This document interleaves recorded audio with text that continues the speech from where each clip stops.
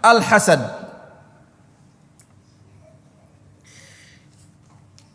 Al-hasad ini merupakan dosa yang sangat keji, yang sangat buruk. Kalau bahasa kita apa? Talonati ya. Talonati. Orang yang talonati ini adalah orang yang sangat kurang ajar. Ya. Kenapa dia sangat kurang ajar?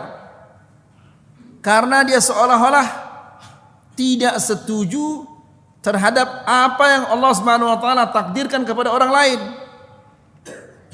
Ya.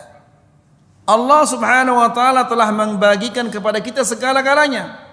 Rezeki dibagi-bagi oleh Allah, rupa dibagi-bagi oleh Allah, harta dibagi-bagi oleh Allah, kepintaran segala-galanya dibagi oleh Allah Subhanahu wa taala kepada kita. Dan Allah tidak mungkin dia salah dalam pembagiannya itu. Dan Allah Subhanahu wa taala adil dalam pembagiannya itu. Ya. Namun ada orang-orang yang hatinya busuk. Ya. Dia protes Allah Subhanahu wa taala, tidak setuju terhadap pembagian Allah. Seolah-olah dia lebih pintar dari Allah. Ya. Kenapa engkau berikan dia itu ya Allah? Saya yang rajin, kenapa engkau tidak berikan kepada saya? Nas'alullah salaman afiyah. Antum ingat ayo ikhwah, hadis yang pernah kita sampaikan ketika Rasulullah sallallahu alaihi wasallam mengatakan, maukah aku tunjukkan kalian kepada penduduk sorga? Sahabat mengatakan, ya Rasulullah. Siapa itu? Masuk orang sambil membawa sandalnya dan rambutnya netes. Maksudnya dia habis wudu atau itu orangnya, kata Rasulullah sallallahu alaihi wasallam. Besoknya lagi Nabi mengatakan, maukah aku tunjukkan kalian penduduk sorga? Sahabat mengatakan, ya Rasulullah. Siapa itu? Itu orangnya yang kemarin lagi. Ya. Besoknya lagi, mau ketunjukkan kalian penduduk sorga? Ya Rasulullah, siapa? Itu orangnya yang kemarin lagi. 3 kali Nabi sallallahu alaihi wasallam menyatakan bahwa dia itu adalah penduduk sorga. Lalu salah seorang sahabat, Abdullah bin Amr atau Abdullah bin Umar, penasaran. Orang ini 3 hari berturut-turut Rasulullah SAW menyatakan dia penduduk sorga, berarti orangnya top ibadahnya. Akhirnya dia berpura-pura, saya ini orang musafir. Dia berpura-pura mendatangi orang ini. Dia ingin mengintip, melihat apa ibadah yang dia lakukan. Makanya dia mengatakan, saya ini orang musafir. Boleh gak saya menginap di rumahmu? Oh boleh. Setiap malam diintip. Malam pertama diintip, ternyata sholat malamnya biasa-biasa aja. Besoknya lagi diintip, biasa-biasa aja lagi. Gak ada yang lebih. Oh mungkin di hari ketiga. Di hari ketiga juga diintip. Begitu juga. Akhirnya dia mengatakan, ya fulan, sebetulnya saya penasaran. Rasulullah SAW menyatakan engkau penduduk sorga 3 kali. 3 hari berturut-turut. Namun aku melihat ibadahmu biasa-biasa saja. Kuwadhak, hanya itu sudah ibadah saya, tidak ada yang lain. Begitu dia akan pergi, Abdullah bin Amr ini, dia panggil lagi. Oh ta'ala akhi, mungkin ada satu hal. Apa itu? Saya tidak pernah iri hati kepada siapapun juga.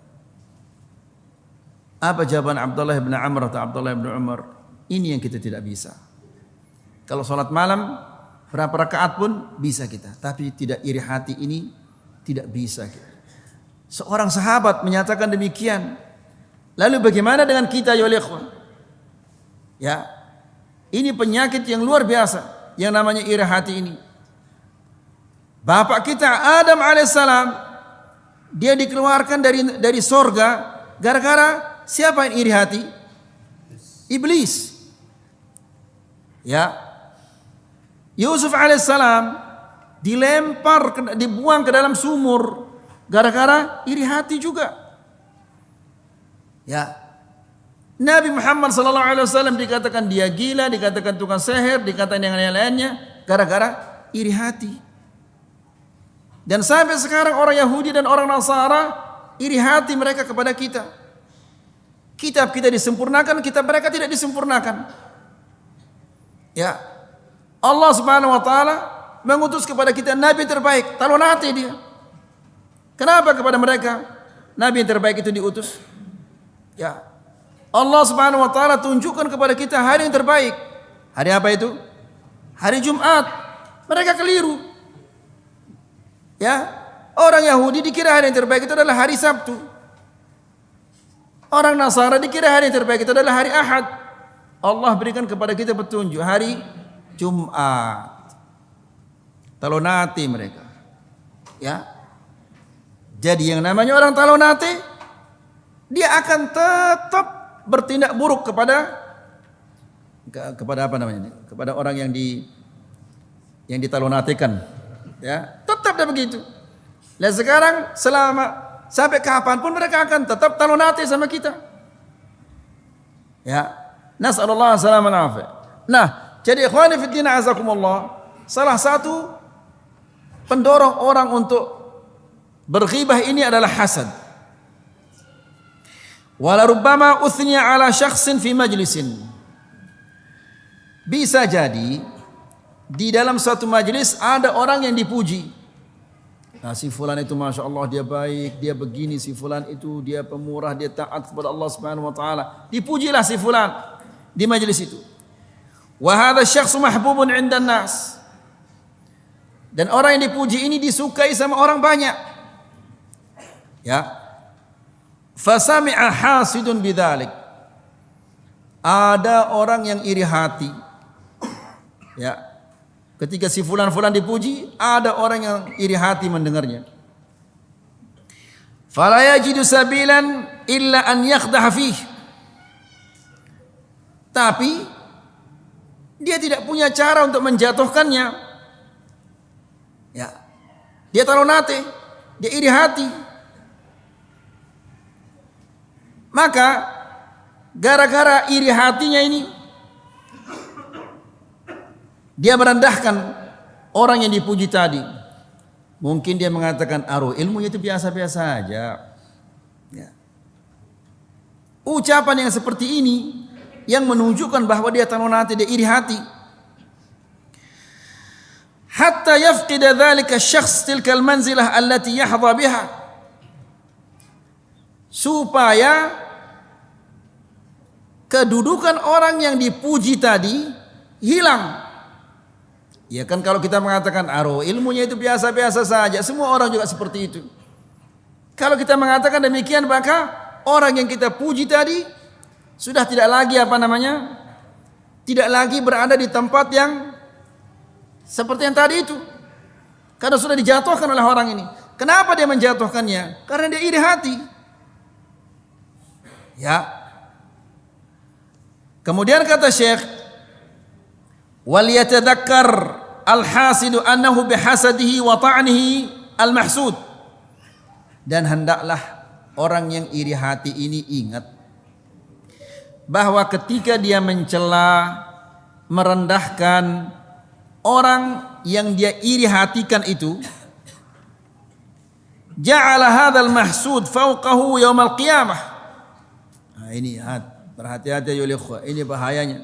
Kalau kita iri hati kepada orang sehingga kita mengeluarkan ucapan-ucapan seperti ini, ya, kita ingin merendahkannya, meremehkannya, maka nanti pada hari kiamat orang yang kita rendahkan itu Allah Subhanahu wa taala menjadikannya di atas kita nanti. Ya, lebih tinggi derajatnya di sisi Allah Subhanahu wa taala daripada kita. La fid dunya fahasb. Bukan hanya di dunia saja, tapi di akhirat juga Allah Subhanahu wa taala membaliknya. Dijadikan orang yang kita remehkan, yang kita rendahkan itu justru dia adalah di atas kita. Jadi hati-hati ayo ikhwah. Dan ketika ada orang menyampaikan berita kepada kita bahwa si fulan mencela kita, si fulan mencela kita, ya alhamdulillah. Jangan antum marah. Jangan antum ingin membalas. Ya. Karena Allah Subhanahu wa taala tahu istighfar kita ini sedikit sekali, sehingga Allah Subhanahu wa taala mengirim orang yang seperti ini untuk mencela kita agar dosa-dosa kita terhapus. Ya, kita dibantu oleh Allah untuk sabar dan tidak membalas, sehingga dosa-dosa kita terhapus. Kan baik ini.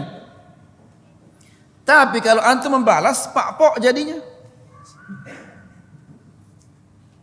Apa pakpok?